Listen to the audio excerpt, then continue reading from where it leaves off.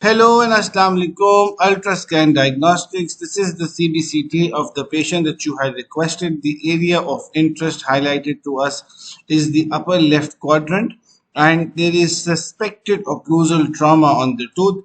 This is the 3D rendering, nothing specific that we can see on the upper left side on the 3D rendering. On the panoramic view, we don't see any major radiolucency, no signs of any problems on the panoramic, but we will go to the um, transaxial view. And on the transaxial view, we will show you the upper left quadrant and see what is wrong with this tooth. Now, this is the upper left quadrant. This is the second premolar. On the second premolar, we don't see any major problems. We have sinusitis in the jaw here. We do see signs of sinusitis in this region, but there does not seem to be any cracks or any cavitation seen or any hypodense area in the second premolar. Moving to the first molar, we can see that this is the first molar. We see a cavity right here.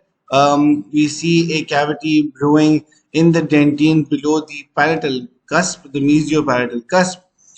This is the pulp horn. The sinusitis is present, but there's no radiolucency, no cracks can be seen. Here we can see a crack, but this could be a very deep central groove. But we can see that this connects with this area right here on the distal aspect of the upper left first molar. We see a little bit of a hypodense area just beneath the tooth, close to the pulp horn, which could also lead it could also be a result of a cavity. Moving to the upper left second molar, which is slightly angulated at a different angle. Here we can see this is a sign of a crack or a very deep, but does not seem to be like a deep groove or a fissure. But this connects here with the palatal area, so we can safely suspect that this might be a crack due to occlusal trauma. We don't see any J-shaped radiolucency. We don't see any major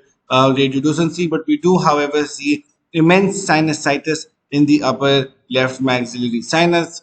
We also can see that this is the parietal canal, no radiolucency. The cracks does not propagate vertically into the tooth or the root area. So this is a horizontal crack in the cuspal region if in fact this tooth is cracked. Moving to a coronal view for our kind doctor. This is the coronal view. This is the left side. This is the right side. We zoom in so that they can see more clearly. But if we move slightly on the upper, as this is where the crack is also visible on the coronal section right there.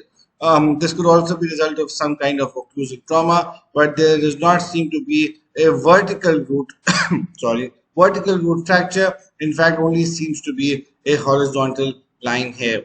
This is the right maxillary sinus, absolutely normal. The left maxillary sinus shows immense mucus accumulation. This is the upper left first molar.